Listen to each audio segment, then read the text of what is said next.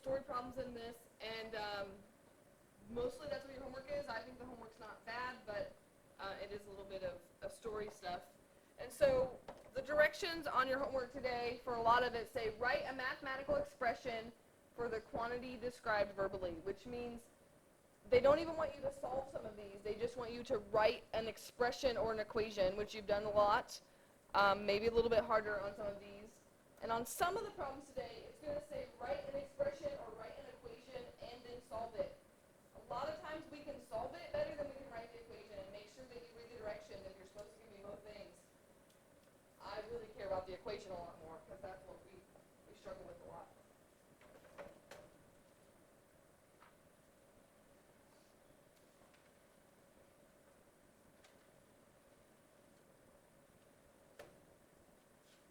So for more than 5% of a number, you can use whatever variable that you want.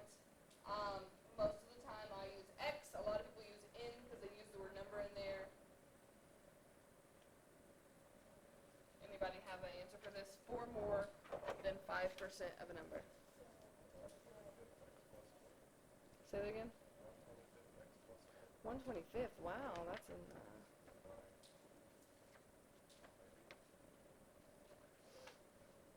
Is 5% the same as 1/25th? Let's have a little discussion about that.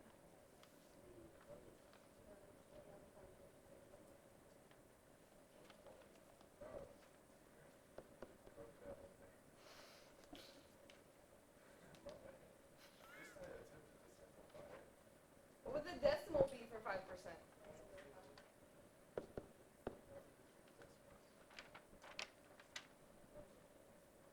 Percentile would be okay with it.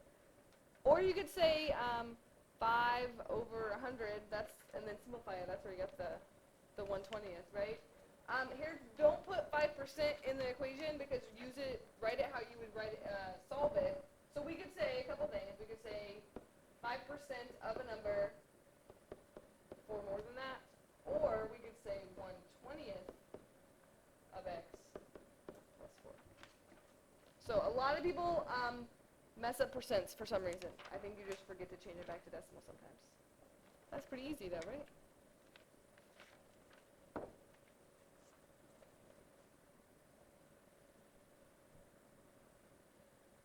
How would you write an expression to describe the income after a 3% drop in the current income of dollars?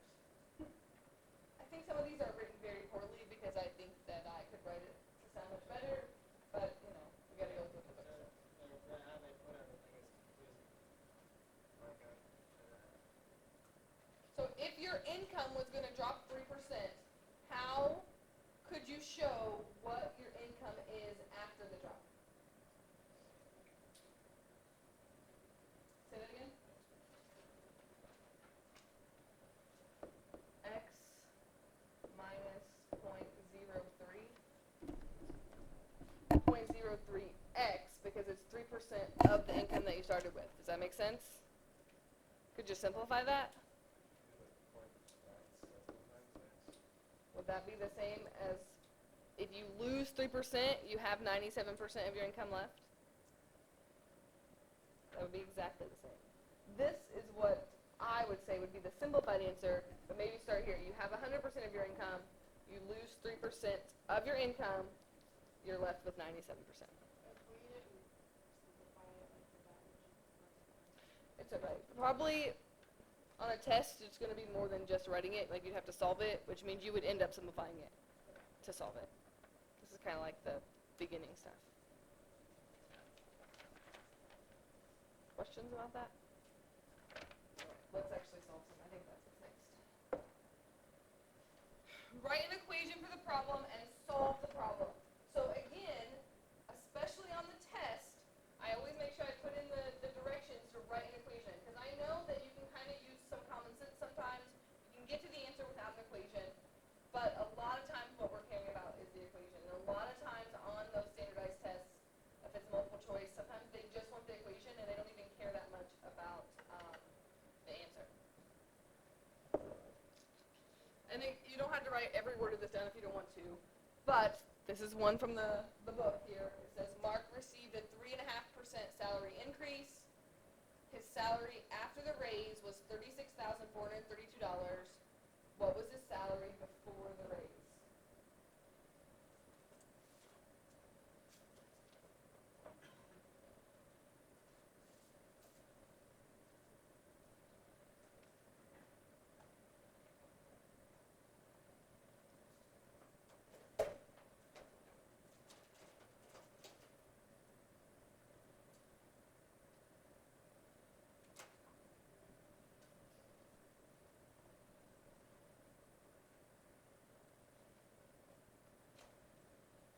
And again, it might help to think back to the one we just did, talking about a decrease in salary and what we did. So think about what we would write for an increase. And we should be able to set up an equation and solve for X or S for salary or whatever you want to think about here. So, I don't know, anybody come up with something?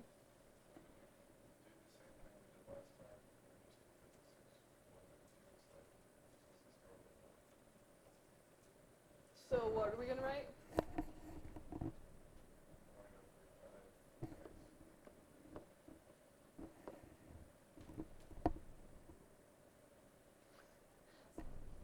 Plus X, right? This is the increase, but we still have the original salary. So just like the last time where we subtracted the two, do you agree this time if it's increasing, we're going to add that percentage? So would that be the same as saying 1.035x? Just like last time, a decrease was 0.97 was what the answer. Does that make sense of what I'm saying for this? But we're actually solving this, Caitlin.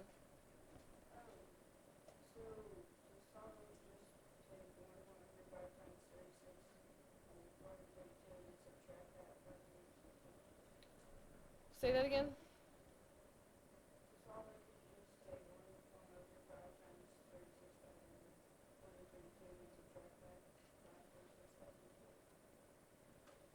I don't think you do the. You would if.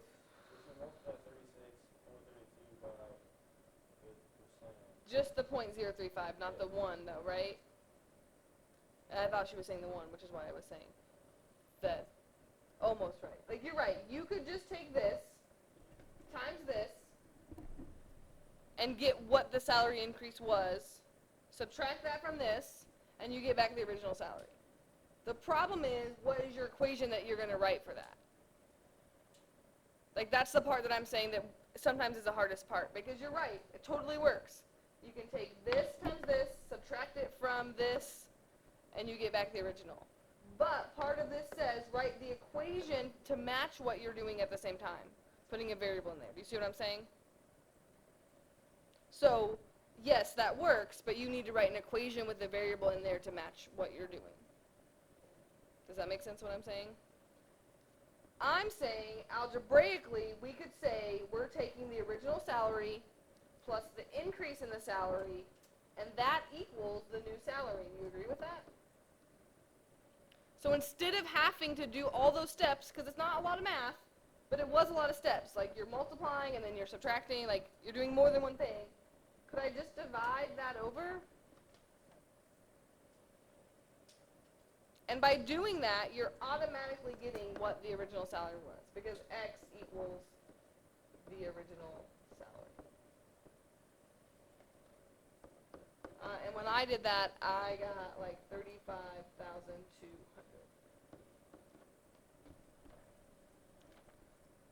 Most people's jobs, not all, but a lot of people's jobs, they get a % salary increase every year. So that kind of relates to that, of figuring out what would your new salary be.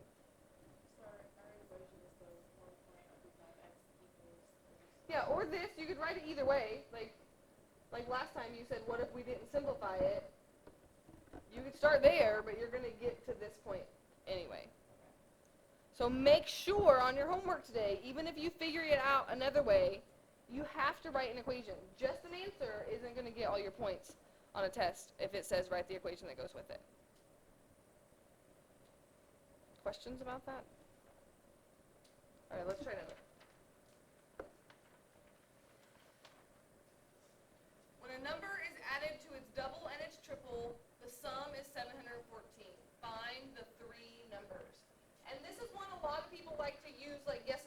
and they just kind of guess around, get some numbers, and it's not incorrect to do that. But again, the directions here, right? Henry say to write an equation. Henry! What's that sleepy land looks like to me? How many times did I say your name? Why didn't you respond the first time?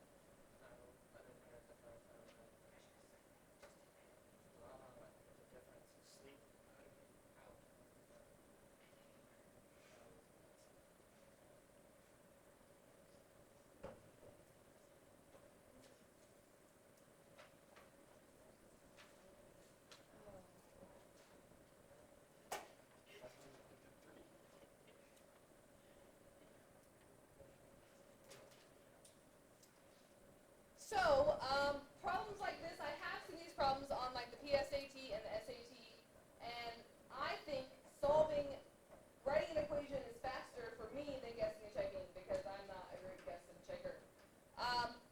Could you come up with the equation that goes with this? If n is the first number, how would you write the double of n? How would you write the triple of n? 3n, right? So could we say n plus 2n plus 3n equals 714? A lot of times in Algebra 2, we did problems like the sum of 2 consecutive integers or 3 consecutive even integers. So we were always just looking at the next one in line or the next even one in line. But we could also do the same thing for this. And again, it's not a hard equation to solve. It's just being able to come up with the equation. This would be 6n equals 714. It says find the 3 numbers. So when we solve for n, that's going to give us the first number. And then you should be able to give me the other ones. And again, I feel like that this is much faster than guessing and checking to get the answer here. We divide by 6. I got 119. Do you agree with that? So find the double. So you just multiply by 2. I got 238. And then to find the triple, you can either just add 119 again or take 119 times 3. I got 357. And the good thing about equations is you can always check your answer, that when you add those up, you should get 714.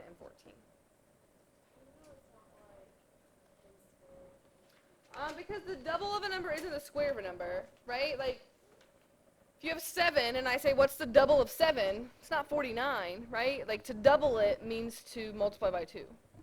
And to triple it. If it said added to its square or added to its cube, that's how you know the difference between that. Does that make sense? For 2, it works. The double of 2 and the square of 2 is the same, but that's the only number that works for. Other questions about that? Okay, now I want to show you this, and you do not need to write this down, but I just want to show you how all the types of equations that we've learned about, and even some that we haven't learned a lot about yet, that we're going to learn more about this year, of how they apply to application problems. And that's really the point of all this. People always say, why do I have to learn this? There really are a lot of applications that go with all the types of functions and the types of graphs that we know. So this is in your book, but I just thought it would be worthwhile to show you because I feel most of you don't really read your book on, when you're bored. You don't really flip through and read these charts. But this is the type of equation. It tells us what chapter we're going to talk about the most. This is the equation. This is the graph. And these are the applications that we use it for. And these are the types of story problems we're going to be doing all throughout the year. And you might end up seeing it at some point later on. And so linear, we should be really familiar with that. Growth, free fall velocity, simple interest, linear depreciation, all those types of things we can set up a linear equation for. Quadratic, that's probably the one that we spend the most time on in Algebra 2. I feel like talking about parabolas. There's our little standard form of the equation. That should be familiar to you with the quadratic formula. The shape is a parabola. Position during free fall, projectile motion. If you take calculus class, we talk a lot about position function, velocity function, acceleration function, and those all have to do with quadratic growth. There's some other stuff there, but that's the ones I thought the most. Cubic functions. X cubed looks like that S-shaped, but they don't all have to. Some could look like this. And again, there's just some different applications there if you want to look at them. I'm going to show you all these here. Quartic Again, polynomial functions. Notice all of these are in chapter 2. We're going to talk about all of those polynomial functions again. And again, quartic growth as opposed to quadratic growth. Natural logarithm. So many applications, you probably can't even list them all here. But talking about sound, decibels, the Richter scale uses natural logarithms. Those are the ones probably that have the most outside math applications. And again, ln of x, we've talked about that last year, but chapter 3 we're going to talk about it again. And I'm just going to show you the rest of these here. Exponential growth, interest and population growth, we really look at that. Exponential decay. In chemistry class, the radioactive decay stuff, you use that a lot. Power functions, again, a lot of chemistry stuff. Logistic growth, that's the one Ms. Hodgson, she talks about that one a lot in biology. It talks about population. I found this very interesting, that you can also use logistic growth to calculate how fast a rumor is spreading. I find that to be a little odd, but you know, in case you wanted to spread a rumor and see how fast it's growing. Basically, logistic growth has those two horizontal asymptotes. It's going to reach a maximum and a minimum value, but I thought that was pretty funny.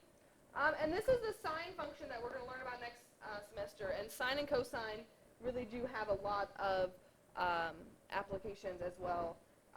Harmonic motion is probably the most important. But some of your homework today, if you get a little stuck, you might want to go back and look and see temperature loss of a cooling body. I think that's a... Isn't there a Newton's law of cooling or something? I don't know. Something like that. What? Cooling anything. Like if you set a cup of coffee down in a room and the temperature is so much, like there's, I think it's called Newton's law of cooling, that the temperature of the coffee cools down at a specific equation that you can figure out. Like after 10 minutes in a room at 70 degrees, how hot is the coffee? If that's something you can do. In case you want to do that sort of things. Look at this giant stuff I wrote here. On your assignment sheet, it says page 160, 161, 3 through 36, multiples of 3. But here, I kind of made it more specific in that I think you should write the red down. On 33, you're only going to do parts A and B. But it's still the same assignment. I just wanted you to know that on 33, you only have to do parts A and B. I'm going to pass out your homework quizzes so we can talk about them for a minute.